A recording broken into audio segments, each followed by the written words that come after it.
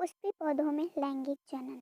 आवृतबीजी जियोस्पर्मी के जननांग पुष्प में अवस्थित होते हैं। आप पुष्प के विभिन्न भागों के विषय में पहले ही पढ़ चुके हैं।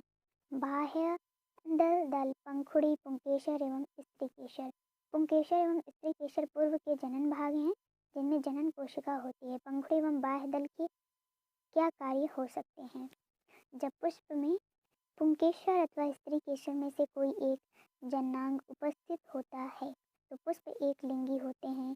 पपीता, तरबूज जब इसके उदाहरण हैं।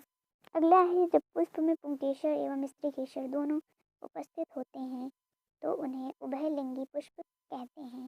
पुंकेसर नर जननांग जो परागकण बनते हैं। परागकण सामान्यतः पीले हो जाते हैं। आपने देखा होगा कि जब किसी पुष्प के पुंकेसर को छूते हैं तब हम हाथ में एक पीला पाउडर लग जाता है। स्त्रीकेसर पुष्प के केंद्र में अवस्थित होता है तथा यह पुष्प का मादा जननांग है। यह 3 भागों में बटा होता है। आधार पर ऊपरी भाग भंडारण है, मध्य भाग में लंबा भाग वर्तिका है तथा शीर्ष भाग वर्तिकाग्र है जो प्रायः चिपचिपा होता है। अंडाशय में बीजांड होते हैं तथा प्रत्येक बीजांड में एक अंड कोशिका होती है। परागकण द्वारा उत्पादित नर युग्मक अंडाशय की अंड कोशिका से संलयित हो जाता है। जयन कोशिकाओं के इस युग्मन अथवा निषेचन से युग्मनज बनता है जिनमें नए पौधे में विकसित होने की क्षमता होती है। अतः परागकणों को पुंकेसर से वर्तिकाग्र तक स्थानांतरण की आवश्यकता होती है।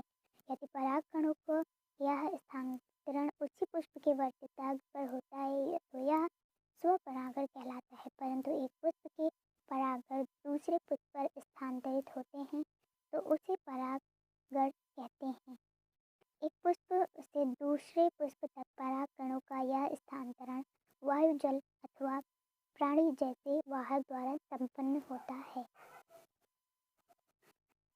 परागकणों के उपयुक्त वर्तिकाग्र तक पहुँचने के पश्चात नर युग्मक को अंडाशय में स्थित मादा युग्मक तक पहुँचना होता है। इसके लिए परागकण से एक नलिका विकसित होती है तथा वर्तिका से होती हुई बीजांड तक पहुँचती है। निषेचन के पश्चात युग्मनज में अनेक विभाजन होते हैं तथा बीजांड में भ्रूण विकसित होता है। बीजांड में एक कठोर आवरण विकसित होता है तथा यह बीजों में परिवर्तित हो जाता है। अंडाशय तीव्रता से वृद्धि करता है तथा परिपक्व होकर फल बनता है। इस अंतराल में बाह्य दल, पंखुड़ी, पुंकेसर, वर्तिका तथा वर्तिकाग्र प्रायः मुरझा कर गिर जाते हैं। क्या आपने कभी पुष्प के किसी भाग को फल के साथ स्थायी रूप से जुड़े हुए देखा है? सोचिए, बीजों के बनने से पौधों को क्या लाभ है? बीज में भावी पौधा अथवा भ्रूण होता है जो उपर्युक्त परिस्थितियों में नवोद्भिद में विकसित हो जाता है। इस प्रकार को